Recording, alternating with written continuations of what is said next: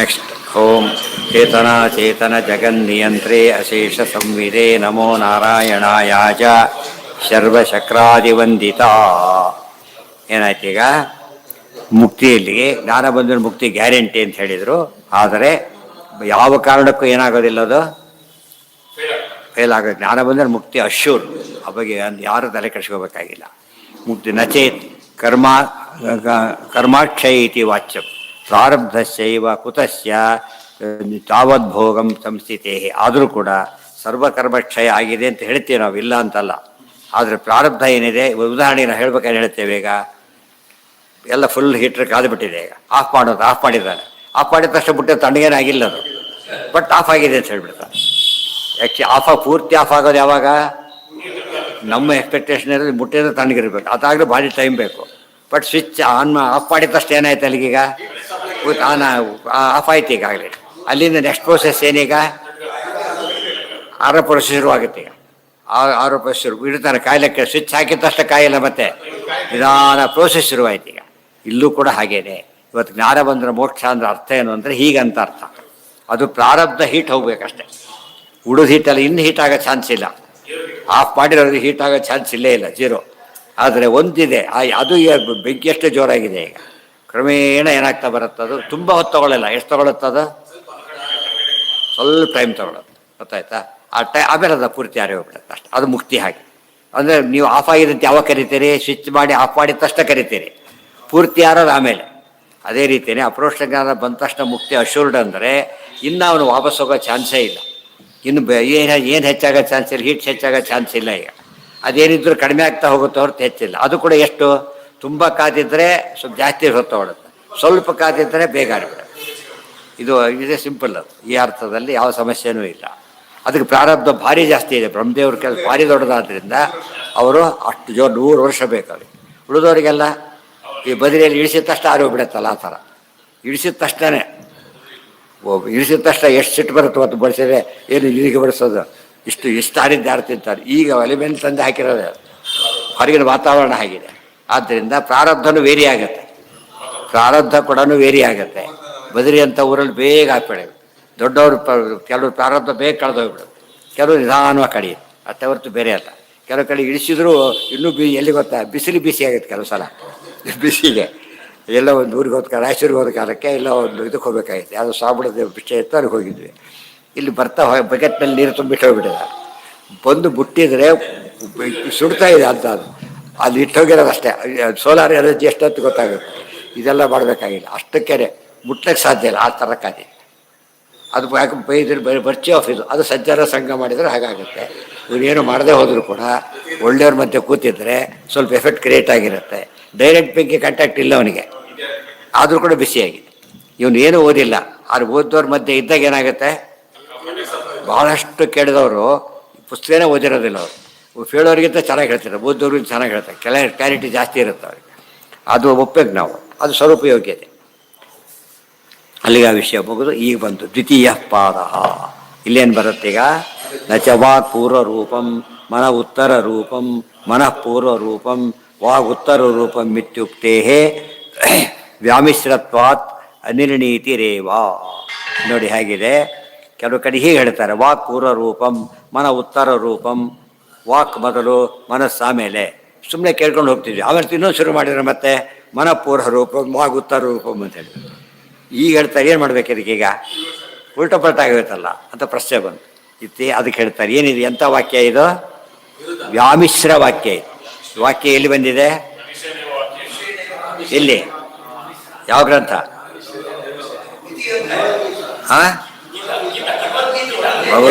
ಭಗವದ್ಗೀತೆಯಲ್ಲಿ ಬಂದಿದೆ. ವ್ಯಾಮಿಶ್ರೇಣ ಇವ ವಾಕ್ಯೇನ ಬುದ್ಧಿ ಮೋಹಯಸೀವಮೇ. ವ್ಯಾಮಿಶ್ರ ಅಂದರೆ ಕನ್ಫ್ಯೂಸಿಂಗ್ ಅಂತ ಅರ್ಥ. ಮಿಶ್ರ confusing. As if confusing. Arjuna confuse ಮಾಡ್ತೇನೆ, ಆ್ಯಸ್ ಇಫ್ ಕನ್ಫ್ಯೂಸಿಂಗ್ ಅಷ್ಟೇ ಹೊರತು ಕನ್ಫ್ಯೂಸಿಂಗ್ ಅಲ್ಲ. ಅದಕ್ಕೆ ಹೇಳ್ತಾರೆ ವ್ಯಾಮಿಶ್ರತ್ವಾತ್ ಅನಿರ್ಣೀತಿರೇವ. ಕೊನೆಗೆ ನಮಗೆ ಏನು ಸಂಶಯ ಉಳ್ಕೊಳ್ತೀಗ? ವಾಕ್ಲಿಂದ ಮನಸ್ಸು, ಮನಸ್ಸಿಂದ ವಾಕು ಅಂತ ಕನ್ಫ್ಯೂಸ್ ಹುಡುಕೊಡ್ತು ಅಂದರೆ ಏನೂ ಇಲ್ಲ. ವಾಕ್ ಪೂರ್ವ ರೂಪಂ ಮನ ಉತ್ತರ ರೂಪಿ ವಾಚಃ ಪೂರ್ವವರ್ಣಾದಿತ್ವಾತ್.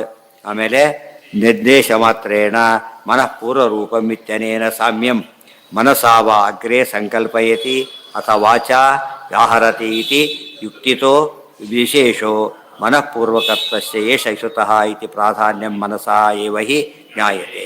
ಇದಲ್ಲೇ ವಿಸ್ತಾರ ಹೇಳಿಬಿಟ್ಟಿದ್ದಾರೆ. ಪ್ರಧಾನವಾಗಿ ಹುಟ್ಟೋದು ಯಾವುದು? ಮೊದಲು ಮನಸ್ಸೇ, ಆಮೇಲೆ ಮಾತು. ಆದರೆ ನಮಗೆ ಮೊದಲು ಕೇಳೋದು ವಾಕು, ಆಮೇಲೆ ಮನಸ್ಸು. ಮಾತು ನೋಡ್ಕೊಂಡು ಮನಸ್ಸಿನಲ್ಲಿ ಏನಿದೆ ಅರ್ಥ ಮಾಡ್ಕೊಳ್ತೇವೆ. ಇದು ಅರ್ಥ ಹೇಗೆ ಸೃಷ್ಟಿಯಲ್ಲಿ ಒಂದು ಕ್ರಮ, ರೈಲು ವಿಕ್ರಮ ಅಂತ ಹೇಳೋದಿಲ್ಲ ಹಾಗೆ. ಉತ್ತರ ರೂಪ ಪೂರ್ವ ರೂಪ ಅದು ಹೇಗೆ ಅಂದರೆ ಮನಸ್ಸಿನಲ್ಲಿ ಯೋಚನೆ ಮಾಡಿ ಬಾಯಿಂದ ಆಡ್ತಾನೆ. ಸೊ ಮನಸ್ಸು ಮೊದಲು ವಾಕ್ಯ, ಆಮೇಲೆ ಅದು ಕೇಳೋನೇ ಮನಸ್ಸು ಕಾಣಿಸೋದಿಲ್ಲ. ಏನು ಕಾಣಿಸುತ್ತಾನೆ? ಮೊದಲು ವಾಕ್ಯ ಕೇಳಿಸೋದು, ಆಮೇಲೆ ಮನಸ್ಸು ಅರ್ಥ ಮಾಡ್ಕೋತಾನೆ.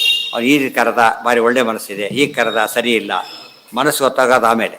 ಒಟ್ಟಿನ ಮೇಲೆ ಹುಟ್ಟೋ ಪ್ರಶ್ನೆ ಬಂದಾಗ ಯಾವ್ದು ಮೊದಲು? ಅದೇ ಹೇಳ್ತಾರೆ, ಮನಸ್ಸು ನಿರ್ಣೀತಿ ಆಗೇ ಆಗತ್ತೆ, ಗೊಂದಲ ಇಲ್ಲ. ಇದೆಲ್ಲ ಯಾತಕ್ಕೆ ಹೇಳ್ತಾರೆ? ಶುಕ್ತಿತೋ ವಿಶೇಷೋ ಮನಃಪೂರ್ವಕತ್ವಸ್ಯೈವ ಮನಃಪೂರ್ವಕತ್ವಸ್ಯೈವ ಶ್ರುತಃ ಇತಿ ಪ್ರಾಧಾನ್ಯಂ ಮನಸ ಏವ ಹಿ ಜ್ಞಾಯತೆ. ಸೃಷ್ಟೌ ಚ ವಿಲಯೇ ಚೈವ ಸದಾ ಪೂರ್ವ ಪ್ರವರ್ತನೆ ನಿಯಂತೃತ್ವೇ ಚ ವಚಸೋ ಮನೋ ಅಧೀಶಂ ಶಿವೋಹಿ ತತ್ ಇತಿ ಶ್ರುತೇಶ್ಚ. ಸೃಷ್ಟೌ ಇದೇ ಬಂತೆ, ಸೃಷ್ಟಿಕ್ರಮ ವಿಲಯ ಕ್ರಮ ಎರಡು ಕ್ರಮ ಇದೆ. ಹುಟ್ಟೋ ಕ್ರಮ ಬಂದಾಗ ಅದು, ಲಯದ ಕ್ರಮ ಬಂದಾಗ ಇದು. ಮಾತು ನಿಂತಿತು, ಆಮೇಲೆ ಮನಸ್ಸು ಹೋಗಿದ್ದು ಕಾಣುತ್ತೆ ನಮಗೆ. ಮಾತು ಬಂತು, ಮನಸ್ಸು ಹಿಂದೆ ಇದೆ ಅಂತ ಗೊತ್ತಾಗುತ್ತೆ. ಆ ಅರ್ಥದಲ್ಲಿ ಸದಾ ಪೂರ್ವ ಪ್ರವರ್ತತೆ, ಸದಾ ಹಿಂದಿರೋದು ಮಾತ್ರ ಮನಸ್ಸೇ. ನಿಯಂತೃತ್ವೇ ಚ ವಚಸಃ, ಮಾತು ನಿಯಂತ್ರಣ ಮಾಡ್ಬೇಕಾದ್ರೆ ಫಸ್ಟ್ ಏನು ಮಾಡ್ಬೇಕು? ಕಂಟ್ರೋಲ್ ಮಾಡ್ಬೇಕಾದ್ರೆ ಅವನು ಮನಸ್ಸು ಕಂಟ್ರೋಲ್ ಮಾಡಿದ್ರೆ ಬಾಯಿ ನಿಂತು ಬಿಡುತ್ತೆ. ಬಾಯಿ ಬಿಡಿದವ್ರು ಮುಚ್ಚಿಬಿಟ್ರೆ ಅದು ಕಂಟ್ರೋಲ್ ಆಗಿಲ್ಲ, ಗೊತ್ತಾಗ್ತಾ ಇಲ್ಲ, ಒದರ್ತಾ ಇರ್ತಾರೆ ಒಳಗಡೆ. ಆದರೆ ಇಲ್ಲಿ ಲಿಂಕ್ ಮಾಡಿದ್ರೆ ಹೋಗ್ಬಿಡೋದು. ಇದು ಉತ್ತರ. ಅದೇ ರೆಮಿಡಿ ಬೇರೆ, ಇದು ಬೇರೆ. ಏನು ಸ್ಟಾಪ್ ಗ್ಯಾಪ್ ಅರೇಂಜ್ಮೆಂಟ್ ಬೇರೆ. ಒಂದು ಬಿದ್ದಾಗ ಅಥವಾ ಬಾಯಿ ಗಾಳಿಯನ್ನು ಕಟ್ತಾರೆ, ಅದು ರೆಮಿಡಿ ಅಲ್ಲ. ಅದು ಆ್ಯಕ್ಚುಲಿ ಏನದು? ಅದು ಫಸ್ಟ್ ಏಡ್ ಅಷ್ಟೇ. ಅದಕ್ಕೆ ಫಸ್ಟ್ ಏಡ್ ಅಷ್ಟು ಮಾಡಬೇಕು. ಬಟ್ ಅದೇ ಫಸ್ಟ್ ಏಡ್ಗೆ ರಕ್ತ ನಿಂತು ಹೋದ್ರೆ ಅದಲ್ಲ. ಅದೇ ರೀತಿಯೇ ಈ ಹಿಂದೆ ನಡೆಯುತ್ತೆ. ಆ ಥರ ಒಂದು ಪದ ಸೇರಿಸಿದ್ರಿ ಇಲ್ಲಿ. ಸೃಷ್ಟೌ ಚ ವಿಲಯೇ ಚೈವ ಸದಾ ಪೂರ್ವ ಪ್ರವರ್ತನೆ ನಿಯಂತೃತ್ವೇ ಚ ವಚಸ. ಒಂದು ಹುಟ್ಟು, ಒಂದು ನಿಯಂತ್ರಣ. ನಿಯಂತ್ರಣ ಮಾಡೋದು ಮನಸ್ಸೇ. ಮನೋ ಅಧೀಶಂ ಶಿವೋಹಿತತೆ. ಬಿಡಲಿಲ್ಲ ಮತ್ತೆ, ಆದ್ರೆ ಮನಸ್ಸು ನಿಲ್ಲಿಸಬಾರ್ದು.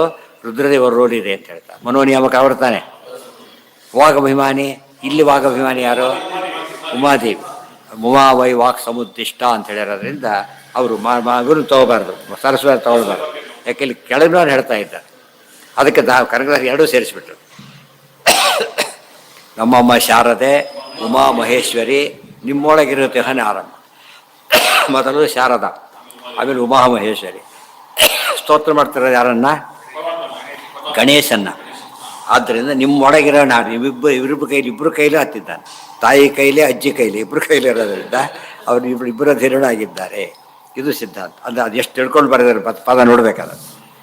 ನೋಡೋದಕ್ಕೆ ಸುಲಭ ಏನೋ ಕಾಣುತ್ತೆ, ಪೂರ್ತಿ ಶಾಸ್ತ್ರ. ಅದು ಬೇರೆ ರೀತಿ ಅರ್ಥ ಮಾಡೋಕ್ಕೆ ಬರೋದಿಲ್ಲ. ಆಚಾರ್ಯ ಭಾಷೆನೇ ಬೇಕು. ಇದ್ರ ಬೇಸಿಸ್ ಮೇಲೆ ಅರ್ಥ ಮಾಡಬೇಕು. ಇದನ್ನು ಯಾಕೆ ಮಧ್ಯೆ ತೋರಿಸಿದ್ರು ಅಂದರೆ ಒಳಗೆ ಇದನ್ನು ಮರಿಬಾರ್ದು. ಮತ್ತು ಮನಸ್ಸು ಮಾತು ಎಲ್ಲ ವ್ಯಕ್ತಿ ಇದ್ದರೆ, ಇಲ್ಲರ ಮನಸ್ಸು ಇಲ್ಲ, ಮಾತು ಇಲ್ಲ. ಆ ವ್ಯಕ್ತಿ ಇರಲಿಕ್ಕೆ ಜೀವ ಇರಬೇಕು. ಜೀವನ ಯಥಾ ಪ್ರಕಾರ ರೋಲ್ ಇದ್ದೇವೆ. ಜಡ ತಾರತಮ್ಯ ಆಗೋ ಚೇತನ ತಾರತಮ್ಯ ಇರೋದ್ರಿಂದ ಮಧ್ಯಮ ಪದ ಸೇರಿಸಿಬಿಟ್ರಲ್ಲ ರುದ್ರದೇವರು. ನಚ ಮನಃಪೂರ್ವಕತ್ವ ನಿಯಮಾತ್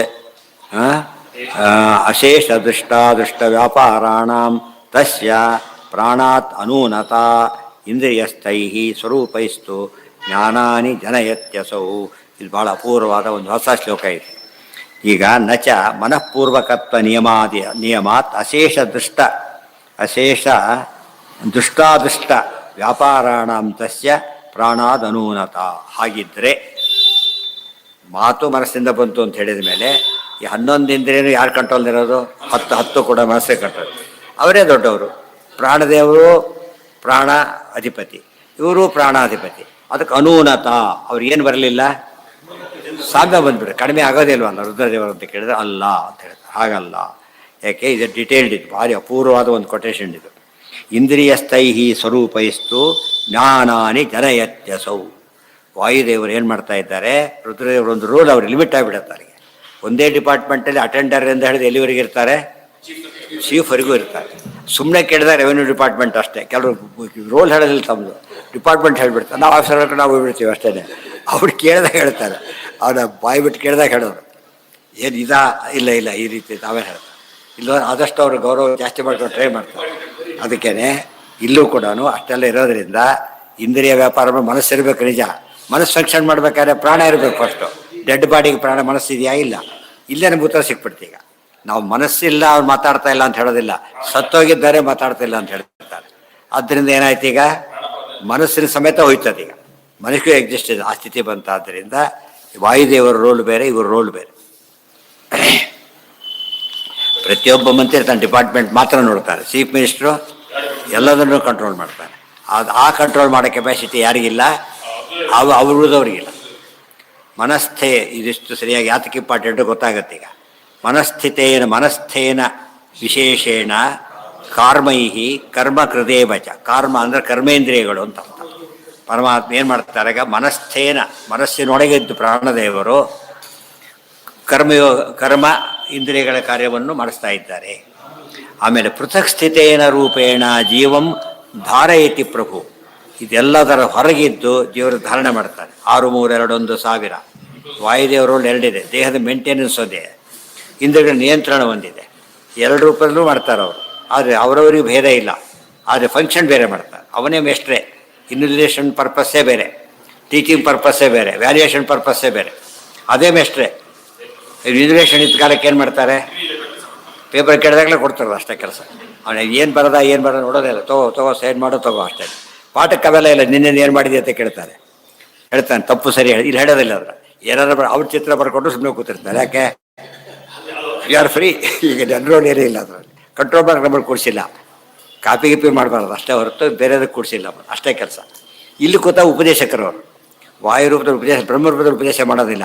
ಕೇಳಿದ್ವರ ಕೊಟ್ಕಳಿಸ್ಬಿಡ್ತಾರೆ. ಇಲ್ಲಿ ಮಾಡೋದಿಲ್ಲ, ಅಂತ ಕೆಟ್ಟದ್ದು ಕೇಳಬಾರ್ದು ಅಂತ ಹೇಳ್ತಾರೆ. ಅದಕ್ಕೆ ಭಾಷ್ಯ ಬರೆದಿದ್ದು ಬ್ರಹ್ಮರೂಪದಿಂದ ಅಲ್ಲ, ಯಾವ ರೂಪದಿಂದ, ವಾಯುರೂಪದಿಂದ. ಪೃಥಕ್ಸ್ಥಿತೇನ ರೂಪೇಣ ಜೀವಂ ಧಾರಯತಿ ಪ್ರಭು. ಪೃಥಕ್ಸ್ಥಿತವಾದ ರೂಪ ಇಲ್ಲಿ. ಈ ನೋಡಿ ವಾಕ್ಯ ಇದು, ಜೀವಸ್ಥಿತೇನ ರೂಪೇಣ ವೇದೇ ತ್ಯಹಮಿತ್ಯಪಿ. ವಾಯುದೇವರ ಸ್ವರೂಪದಲ್ಲಿ ಪ್ರವೇಶ ಇದೆಯಲ್ಲ ಅಂತ ಕೇಳಿದರೆ, ಜೀವಸ್ಥಿತೇನ ರೂಪೇಣ, ಜೀವನೊಳಗೆ ಪ್ರವೇಶ ಇದೆ. ಆಚಾರ್ಯದ ವಾಕ್ಯ ತುಂಬ ಜನ ವ್ಯಾಖ್ಯಾನಗಳು ಇದನ್ನೇ ಕೊಟ್ಟು ಮಾಡೋದು. ವಾಯುದೇವರ ಸ್ವರೂಪದಲ್ಲಿ ಪ್ರವೇಶ ಇದೆ, ಜೀವನ ಸ್ವರೂಪದಲ್ಲಿ ಅಂತ ಹೇಳ್ಬೇಕಾದ್ರೆ ಜೀವಸ್ಥಿತೇನ ರೂಪೇಣ. ಇವರಿಗೆ ಪ್ರವೇಶ ಇಲ್ಲ, ಮನಸ್ಸಿಗೆ ಒಳಗೆ ಪ್ರವೇಶ ಇಲ್ಲ, ಜೀವ ಪ್ರವೇಶ ಇದೆ. ನಮಗೆ ಸಿಟ್ಟು ಬರುತ್ತಾಗ, ಯಾಕೆ ಪರಮಾತ್ಮನೂ ಸ್ವರೂಪ ದೇಹದಲ್ಲಿದ್ದಾನೆ, ವಾಯುದೇವರು ಸ್ವರೂಪದಲ್ಲಿದ್ದಾರೆ. ಇಬ್ಬರು ಸಮ ಆಗಿಬಿಡ್ತಾರೆ ಅಂದರೆ ಇಲ್ಲ. ಶೆಬ್ಬರಲ್ಲಿ ಇದ್ದು ಮಾತ್ರಕ್ಕೇನೆ ಇಬ್ಬರು ಏನಾಗಬೇಕಾಗಿಲ್ಲ, ಪೂಜಕತ್ವ ಬಂದಾಗ ವಾಯುದೇವರೇ ಪೂಜಕರು, ಪರಮಾತ್ಮ ಪೂಜ್ಯನಾದ್ರಿಂದ ಒಂದು ಕಡೆ ಇದ್ದು ಮಾತ್ರಕ್ಕೆ ಏನಾಗಲಿಲ್ಲ, ಒಂದೇ ಆಗಲಿಲ್ಲ. ಇವರು ಅಟೆಂಡರ್ ಇದಕ್ಕೆ ಹೋಗಿ ಬಂದುಬಿಡ್ತಾರೆ, ಚೇಂಬರ್ ಒಳಗೆ ಆಫೀಸರ್ ಆಗಿಬಿಡ್ತಾರಾ ಅಷ್ಟೇ. ಅಲ್ಲಿ ಹಾಗಲ್ಲ, ಅಲ್ಲಿ ಹೋದರೆ ಬೇರೆ ಕಡೆ ನಿಂತಿರ್ತಾರೆ, ಅಲ್ಲಿ ಹೋದ್ರೆ ನಿಂತಿರ್ತಾರೆ, ಅವ್ರು ಕೂತಿರ್ತಾರೆ. ಆ ದೃಷ್ಟಿಯಿಂದ ವಾಯುದೇವ ಈ ಎಂಟ್ರಿ ಯಾರಿಗೂ ಇಲ್ಲ. ಮತ್ತೆ ಈ ಎಂಟ್ರಿ ಇರೋದು ಯಾರು, ಇವ್ರಿಗೆ ಮಾತ್ರ ವಾಯುದೇವರು. ಈ ವಿರೋಧ ಬರಲಿಲ್ಲ. ನಮ್ಮ ಜನ ಏನು ಮಾಡ್ತಾರೆ ಅಂದರೆ, ಬಲು ಬೇಗ ಬೇರೆ ಪ್ರಶ್ನೆ ಹಾಕ್ಕೊಂಡು ನಮ್ಮ ಸ್ಕೂಲ್ ಆಫ್ ಥಾಟ್ ಬೇರೆ ಮಾಡಿಬಿಡ್ತಾರೆ. ನಮ್ಮ ಸಂಪ್ರದಾಯ ಹೀಗೆ, ನಮ್ಮ ಮಠ ಸಂಪ್ರದಾಯ, ನಿಮ್ಮ ಮಠ ಸಂಪ್ರದಾಯ ಹಾಗೆ. ಮಠ ಬಂದ್ಕೊಂಡು ಬರ್ತಿದ್ದಕ್ಕಿದ್ದ ಸುಮ್ಮನೆ ಮಠ ಪ್ರಶ್ನೆನೇ ಇಲ್ಲ. ಜೀವಸ್ಥಿತತ್ವ ಬಂದ ಮಾತ್ರಕ್ಕೇ ಸಾಮ್ಯ ಬರುತ್ತಾ ಅಂತ ಪ್ರಶ್ನೆ. ಒಂದು ಪ್ರಶ್ನೆ ಬಂದಿದೆ ಈಗಾಗಲೇ. ನಮ್ಮ ಜೊತೆಗೆ ನಮ್ಮ ದೇಹದಲ್ಲಿ ಪರಮಾತ್ಮ ಇದ್ದಾಗ ನಮ್ಮ ಸುಖ ದುಃಖ ದೇವರಿಗೆ ಆಗತ್ತೋ ಅಂತ ಕೇಳಿದ್ರು. ಏನು ಹೇಳಿದ್ರು ಅದಕ್ಕೆ? ಆಗಲ್ಲ ಅಂತ. ದೇಹದೊಳಗೆ ನಾವಿಲ್ವಾ ಆಗಿದ್ರೆ ಅದ್ಮೇಲೆ ದೇವರಿಗೂ ಸುಖ ದುಃಖ ಆಗುತ್ತೆ ಅಂತ ಪ್ರಶ್ನೆ ಉತ್ತರ ಬರಲಿಲ್ವಾ? ಆ ದೃಷ್ಟಿಯಿಂದ ನಾವು ನಮ್ಮ ದೇಹದ ನಾವು ದೇವರು ಇದ್ದರೂ ಕೂಡ ಜೀವರಾಗಿ ನಾವಿದ್ದೇವೆ ಹೊರತು ದೇವರಾಗಿಲ್ಲ. ದೇವರಲ್ಲಿದ್ದರೂ ಏನಾಗಿದ್ದಾನೆ, ದೇವರಾಗಿದ್ದಾನೆ ಹೊರತು ಜೀವನಾಗಿಲ್ಲ. ಉತ್ತರ ಬಂತು. ಅದೇ ಉತ್ತರನ ಸ್ಪೆಸಿಫೈ ಮಾಡಿದರೆ. ಬರೀ ಜೀವನ ಬಗ್ಗೆ ಪ್ರಶ್ನೆ ಬಂದಿತ್ತು. ಈ ವಾಯುದೇವರು ರುದ್ರದೇವರ ಬಗ್ಗೆ ಪ್ರಶ್ನೆ ಬಂತು. ಇವರಿಗೆ ಅಲ್ಲಿ ಎಂಟ್ರಿ ಇಲ್ಲ ಅಂತ ತೋರಿಸ್ತಾರೆ. ಎಲ್ಲಿ ಎಂಟ್ರಿ ಇಲ್ಲ? ಎಂಟ್ರಿ ಇಲ್ಲ. ಆದ್ದರಿಂದ ಈ ಮಾತು ನಿರವಕಾಶವಾದ ಮಾತು. ಈ ಮಾತಿಗೆ ಪ್ರತ್ಯುತ್ತರ ಕೊಡೋಕ್ಕೆ ಬರೋದಿಲ್ಲ. ಗೊತ್ತಾಯ್ತು? ಇದಕ್ಕೆ ಬೇಕಾದ ಬಾಕಿ ಇನ್ನು ಬೇಕಾದ್ರೆ ಸಿಗುತ್ತೆ, ಅಪೋಸ್ ಮಾಡೋದು ಸಿಗುತ್ತೆ. ಬಟ್ ಆಚಾರ್ಯ ನಿರ್ಣಾಯಕ ಮಾತಿದೆ. ಆಚಾರ್ಯ ಕೋಟ್ ಮಾಡಿರೋದು ಇದನ್ನು, ಉಳಿದು ಕೋಟ್ ಮಾಡಿಲ್ಲ. ಅದರಿಂದ ಯಾವ್ದು ಫೈನಲ್ ಆಯ್ತು? ಈಗ ಇದೇ ಒಳಗಿದ್ದಾನೆ ಮತ್ತೆ ಫೈನಲ್ ಆಯ್ತು. ಅದನ್ನೇ ಹೇಳ್ಬೇಕಾದ್ರೆ 4 ದೇಹದಲ್ಲೂ ಇರ್ತಾರೆ, ಬರಿಬೇಕಾದ್ರೆ 4 ದೇಹದಲ್ಲೂ ಇರ್ತಾರೆ ಅಂತ ಬರ್ತಿದ್ದಾರೆ. ಅದು ಇದಕ್ಕೆ ಸರಿಯಾಗಿ ಹೊಂದೋದು ನ್ಯಾಯವರ್ಣಕ್ಕೆ. ಹಾಂ ಸರಿ, ಹೌದು. ಇದ್ರದ್ದು ಇಟ್ಕೊಂಡೇ ಬರ್ದಿರೋದು. ಇದ್ದಾರೆ ಅಂದರೆ ಇದರಲ್ಲಿದ್ದಾರೆ, ಆಮೇಲೆ ಹೇಳಬೇಕೀಗ. ಆಗ ಪಾದದಲ್ಲಿ ಜೀವ ಇದ್ದಾನೆ, ಕೈ ಮುಕ್ಕೊಂಡು ಕೂತಿರ್ತಾನೆ, ಇವರು ಮೇಲಿದ್ದಾರೆ. ಅದೆಲ್ಲ ಒಟ್ಟೊಂದು ವ್ಯವಸ್ಥೆಯಲ್ಲಿ. ಆಫೀಸ್ ಅಂದ ಮೇಲೆ ಇಡೀ ಬಿಲ್ಡಿಂಗ್ನಲ್ಲಿ ಒಬ್ಬನೇ ಇಲ್ಲ, ಅಲ್ಲಿ ತುಂಬ ಜನ ಇದ್ದಾರೆ. ಬಟ್ ಚೀಫ್ ಒಬ್ಬನೇ ಹಾಗೂ ದೇವರು ಒಬ್ಬನೇ ಇರೋದು. ಆ ಎಂಡಿಗೆ ಹೋಗ್ಬೇಕು. ಅದನ್ನ ನೋಡಿಕೊಂಡೇ ಆಫೀಸ್ ಶುರು ಮಾಡಿರೋದು. ನಮ್ಮ ದೇವದ ಪಿಂಡಾಂಡ ಅಂತ ಯಾಕೆ ಕರೀತಾರಲ್ಲ, ಆ ರೀತಿ ಅದು ನೋಡಿಕೊಂಡೆ ಪ್ರತಿಯೊಂದು ಆಫೀಸ್ನಲ್ಲೂ ಕೂಡ ಚೀಫ್ ಅಥವಾ ಒಬ್ಬನು ಇರಲೇಬೇಕು. ದೇಹದಲ್ಲೂ ಕೂಡ ಚೀಫ್ ಪರಮಾತ್ಮ ಇರ್ತಾರೆ. ಆ ಚೀಫ್ ಜೊತೆಗೆ ಯಾರು ಯಾವಾಗ ಮಾತಾಡ್ಬೋದು? ಸ್ಕೂಲಾಗ ಜನಿಷ್ಠ ಇರ್ತಾರೆ, ಅಫಿಷಿಯಲ್ ಹೆಡ್ ಇರ್ತಾರೆ. ಅವ್ನು ಯಾವ ಬೇಕಾದ್ರೂ ಬರ್ತಾರೆ, ಯಾವ ಬೇಕು ಇವ್ರಿಗೆ ಕೇಳಬೇಕಾಗಿಲ್ಲ. ಅವರು ಇವನಿಗೆ ಬಿಡ್ದವ್ರು ಕೇಳಬೇಕು, ಇವ್ರಿಗೆ ಕೇಳಬೇಕಾಗಿಲ್ಲ. ಯಾಕಂದರೆ ಅವರವರಿಗೆ ಕ್ಲೋಸ್ ಇದೆ, ಇವ್ರಿಗೆ ಸಂಬಂಧ ರೋಲ್ ಇಲ್ಲ ಅದರೊಳಗೆ. ಅವ್ರು ಬಂದರೆ ತನ್ನ ಕೆಲಸಕ್ಕೆ ಬಂದಿರ್ತಾನೆ, ಹೋದ್ರೆ ಮುಗಿಸ್ಕೊಂಡು ಹೋಗಿರ್ತಾನೆ, ನನ್ನ ರೋಲ್ ಇಲ್ಲ ಅಂತ. ಉಳಿದವ್ರಿಗೆ ಮಾತ್ರ ಕೇಳ್ತಾನೋ ಯಾಕೆ ಹೋಗ್ತಿರ್ತಾರೆ. ಇಡೀ ಆಫೀಸ್ ಕೆಲಸ ಇವರೇ ಮಾಡೋದಾದ್ರಿಂದ ಅವ್ನು ಹೋಗಲೇಬೇಕು. ಅದು ವಾಯುದೇವ್ರ ಕೆಲಸ ಹೇಗಿದೆ ಅಂತ ಕೇಳಿದರೆ, ಇದರಲ್ಲಿ ಅಡ್ಮಿನಿಸ್ಟ್ರೇಷನ್ ನಮ್ಮ ಚೀಫ್ ಅವರು. ಆದ್ದರಿಂದ ಎಲ್ಲ ಕಡೆ ಎಂಟ್ರಿ ಅವ್ರಿಗೆ, ಉಳಿದವ್ರಿಗೆ ಎಲ್ಲ ಕಡೆ ಎಂಟ್ರಿ ಇಲ್ಲ. ಯಾರಿಗೆ? ಎಲ್ಲಿಗೆ? ಎರಡಿದೆ ಇಲ್ಲಿ. ಮೊದಲು ಇಲ್ಲಿ ಮಾತಾಡ್ತಿರೋದು ಯಾವುದ್ರ ಬಗ್ಗೆ? ಈಗ ದೇಹದ ಬಗ್ಗೆ. ಅಲ್ಲಿ ಕೂಡ ಇರುತ್ತೆ, ಬಟ್ ಅಲ್ಲಿ ಇಲ್ಲಿ ವ್ಯತ್ಯಾಸ. ಮುಕ್ತರಾಗಿ ಅಲ್ಲಿರೋದು ಬೇರೆ, ಇಲ್ಲಿರೋದು ಬೇರೆ.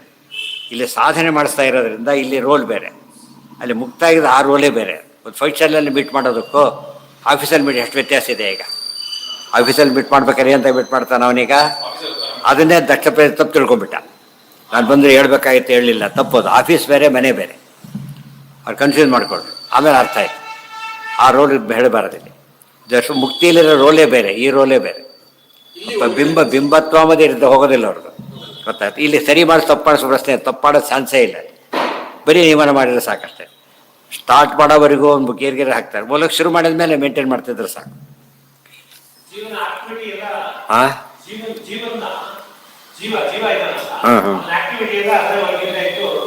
ಮಾಡಿಸ್ತಾರೆ, ವಾಯುದೇವರೇ ಮಾಡಿಸೋದು. ಪ್ರಾಣ ಏಕೋ ವಸಿ ನಿತ್ಯ. ಅಲ್ಲಿಗೆ ನಾಳೆ ಮುಂದಿನ ತುಂಬ ಇದೆ. ಇದು ಅರ್ಥ ಅದು ಬೇರೆ. ಅವ್ರ ಬ್ಯಾಚ್ ಇದ್ದೇ ಇರುತ್ತೆ, ಆ ಬ್ಯಾಚಿಗೆ ಅವರು ಸ್ವಾಮಿಗಳು, ಅಷ್ಟು ಉಳಿದವ್ರಿಗಲ್ಲ. ಅದಕ್ಕೆ ಅಲ್ಲೂ ಕೂಡ ಬ್ಯಾಚ್ ಇದೆ ಅಂತ ಹೇಳ್ತಾರೆ. ಆ ಮುಕ್ತರ ಆ ಬ್ಯಾಚ್ ಮುಕ್ತರಿರ್ತಾರಲ್ಲ, ಅವರು ಒಡೆಯರು, ಎಲ್ಲರಿಗೂ ಒಡೆಯರೇ ಇದಾಗಿ. ಬಟ್ ಸ್ಪೆಸಿಫಿಕ್ ಆಗಿ ಅವರಿಗೆ ಆಮೇಲೆ ಕಾಲೇಜಲ್ಲೆಲ್ಲ ಮೇಸ್ಟ್ರುಗಳು ಸಾರ್ ಅಂದರೂ ಕೂಡ ನೀವು ಸಬ್ಜೆಕ್ಟ್ ಮೇಸ್ಟ್ರು ಬಂದಾಗ ಏನಾಗುತ್ತೆ, ಅಲ್ಲಿಗೆ ಸಬ್ಜೆಕ್ಟ್ ಮೇಸ್ಟ್ರು ಬೇರೆ, ಕ್ಲಾಸ್ ಟೀಚರ್ ಬೇರೆ. ಆ ರೀತಿ ವಾಯ್ದವರು ಆ ಬ್ಯಾಚ್ಗೆ. ಅದು ಬೇರೆ. ಅಸೃಜ್ಯಾವಸ್ಥೆಯಲ್ಲಿ ಅದೊಂದು ಅಧೀನ ಹೋಗೋದೇ ಇಲ್ಲ, ಹೋಗೋ ರೀತಿ ಬೇರೆ ಆಗುತ್ತೆ. ತಾಯಿ ಮಗು ಹುಟ್ಟಿದ ಮೇಲೂ ಅಧೀನ, ಗರ್ಭದಲ್ಲೂ ಅಧೀನ. ಅಲ್ಲಿ ಅಧೀನ ಕ್ರಮ, ಈ ಅಧೀನ ಕ್ರಮ ಬೇರೆ. ಎಷ್ಟೇ ಅಧೀನ ಇದ್ದರೂ ಕೂಡ ಈ ರೀತಿ ಕಾಂಟ್ಯಾಕ್ಟ್ ಮಾಡೋಕ್ಕೆ ಬರೋದಿಲ್ಲ.